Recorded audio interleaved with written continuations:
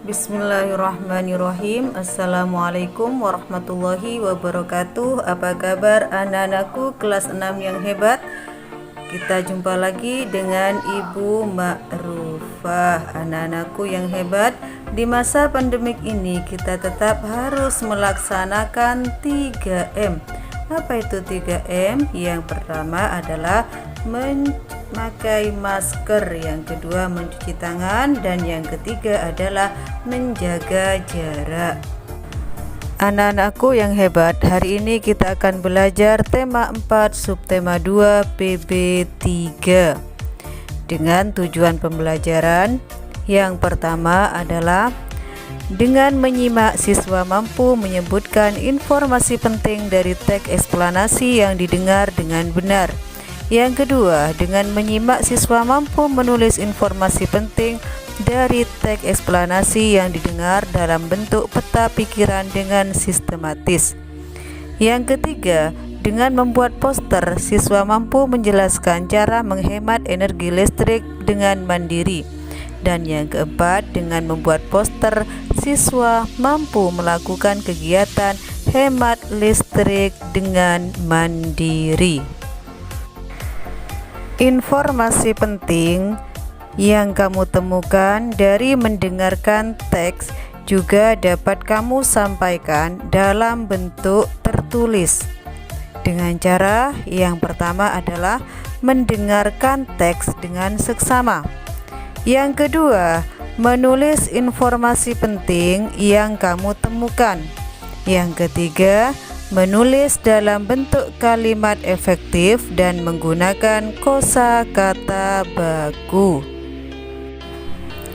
Silahkan kalian dengarkan dengan seksama dan tuliskan informasi penting yang kamu dapat dari teks berikut ini. Kekayaan bumi Indonesia sungguh tak terkira. Langit, gunung, lautan memberikan manfaatnya untuk kita gunakan. PLN mengolah energi primer seperti batu bara, gas, minyak bumi, dan energi terbarukan yaitu surya, air, angin, panas bumi, hingga sampah menjadi energi untuk dialirkan ke berbagai wilayah sehingga dapat dinikmati oleh seluruh masyarakat. PLN Group bersama anak perusahaannya dan Independent Power Producer mengelola dan mengoperasikan pembangkit Indonesia hingga 55.000 MW yang dihasilkan dari pembangkit listrik tenaga uap, pembangkit listrik tenaga diesel, pembangkit listrik tenaga gas, pembangkit listrik tenaga mesin dan gas, pembangkit listrik tenaga panas bumi, pembangkit listrik tenaga air, pembangkit listrik tenaga surya, serta pembangkit listrik tenaga bayu. Mesin pembangkit dioperasikan dan dipelihara oleh operator selama 24 jam untuk memastikan infrastruktur berjalan dengan baik. PLN juga menyediakan manajemen pembangkit serta dukungan layanan sehingga kehandalan dan efisiensi pembangkit selalu terjaga demi keberlangsungan, kontinuitas, dan stabilitas pasokan energi listrik. Memanfaatkan bukan berarti luput untuk menjaganya. Agar energi yang diberikan oleh alam terus berkesinambungan, PLN memastikan pengelolaan pembangkit yang ramah lingkungan. Hal ini dibuktikan dengan diperolehnya penghargaan program penilaian peringkat kerja perusahaan dari Kementerian Lingkungan Hidup untuk unit-unit pembangkit PLN dan anak perusahaannya. PLN menyadari masih ada wilayah-wilayah yang belum terjangkau oleh aliran listrik. Oleh sebab itu, PLN juga melaksanakan pembangunan pembangkit listrik berkapasitas 35.000 MW, sehingga semakin banyak yang menikmati serta menjangkau lebih luas lagi sampai ke wilayah terpencil sekalipun. Dedikasi tanpa henti untuk Indonesia yang benderang. Sekarang silakan kalian jawab informasi penting apa saja yang kalian peroleh. Yang kedua, topik yang dibahas dalam teks tersebut apa? Yang ketiga, deret penjelas dalam teks tersebut apa? Dan yang keempat adalah simpulan teks tersebut apa? Silahkan kalian catat di buku kalian masing-masing. Globalisasi dapat diartikan sebagai bentuk perubahan dan penyesuaian pada pada cara berpikir manusia, kebiasaan hidup sehari-hari, kemajuan teknologi, dan juga adat istiadat manusia. Perubahan kehidupan manusia semakin lama semakin cepat. Semakin besar pengaruh globalisasi saat ini menyebabkan kemajuan di berbagai bidang, khususnya teknologi. Energi listrik yang diubah menjadi energi lain sangat membantu pekerjaan manusia.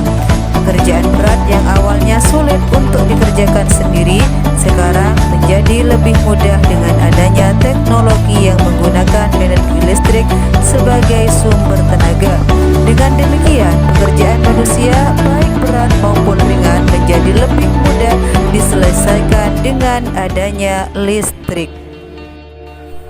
Berikut beberapa cara yang dapat dilakukan untuk menghemat listrik. 1. Memasang daya listrik di rumah sesuai kebutuhan. Yang kedua, menggunakan peralatan elektronik yang mempunyai daya kecil. Yang ketiga, mengganti lampu dengan lampu hemat energi. Dan yang keempat, menggunakan alat elektronik secara bergantian. Yang kelima adalah memanfaatkan cahaya matahari untuk menerangi rumah pada siang hingga sore hari. Penduduk pedesaan dan perkotaan mempunyai cara tersendiri dalam melakukan penghematan listrik. Penduduk pedesaan menghemat listrik dengan cara menggunakan lampu berdaya kecil agar konsumsi listrik juga kecil. Penduduk perkotaan mulai menghemat listrik dengan cara merancang rumah minimalis yang tidak membutuhkan banyak energi listrik sebagai penerangan. Masih banyak cara yang dapat dilakukan untuk menghemat penggunaan energi listrik dalam kehidupan sehari-hari.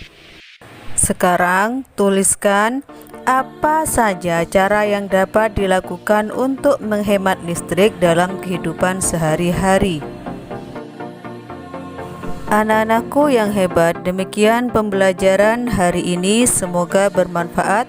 Ibu akhiri, wassalamualaikum warahmatullahi wabarakatuh.